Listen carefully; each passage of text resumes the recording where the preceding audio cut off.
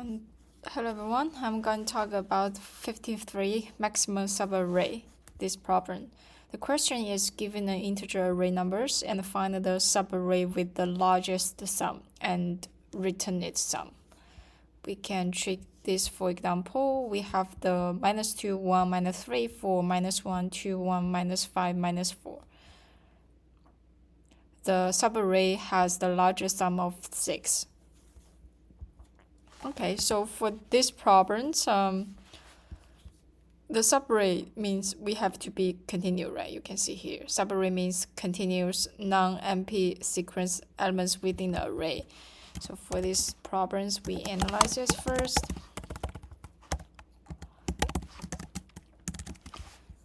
We have these numbers.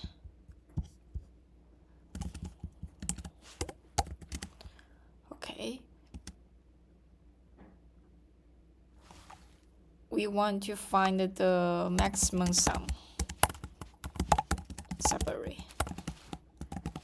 So the changes problem is kind of like translate to the where it is, right? So how can we know current here?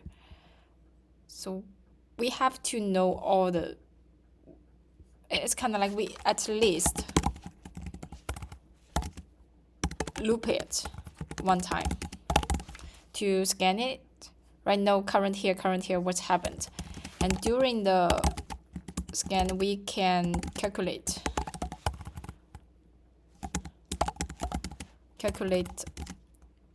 subarray. Okay, so because this one has the minus and a 1, so we actually have, we can translate these problems as to like parents and children, right?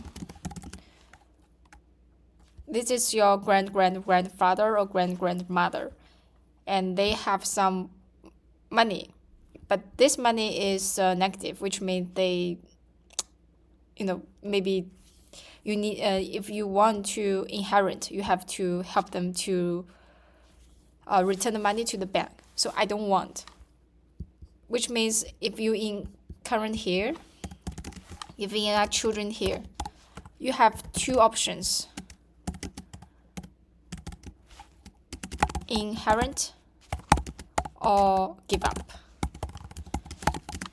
Okay, so this is kind of like translates problem into that way. So everything is more clear. So we need to loop it, and when we come here and the current here to see whether inherit or give up.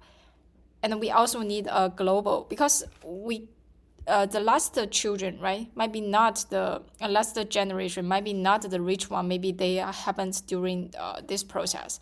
Like your grandfather is very, very rich, but in my current generation, maybe it's very poor. So we have to also need a global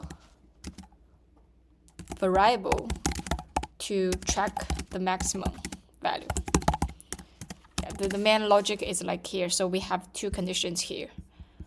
Two conditions for the children, right? Give up or inherit. And it's, the time, just the minimum is just the loop one time. So we kind of like time complex is O(n). And space, I don't have extra space, so space should be O1. Yeah, let's write the code here. So for the first, we have some base case.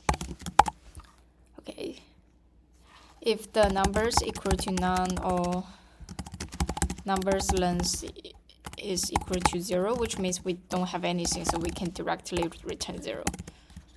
And then we can have the result is equal to the numbers first one, and sum is equal to numbers 0, 1. Now we can follow up stuff from the second numbers here. Smaller than numbers length I plus plus. If okay, current now is stuff from the first one. And numbers, we have to store like in the current is numbers I. And when we, for here, it's kind of like we will treat children sum.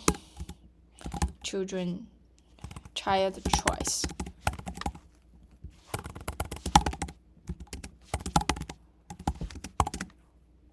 Children choice, you have two options, right?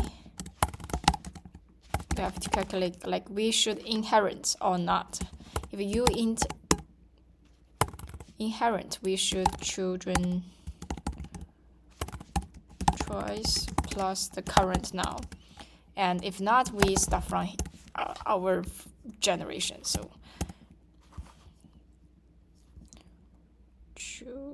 child choice.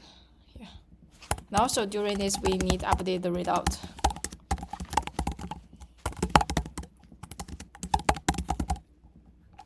Child choice. And then we can return the result. Let's see.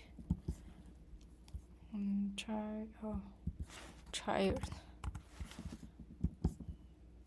See, it works. We can submit to check. Yep. And for the time, you can see it's 01. And space is also 01. Thank you.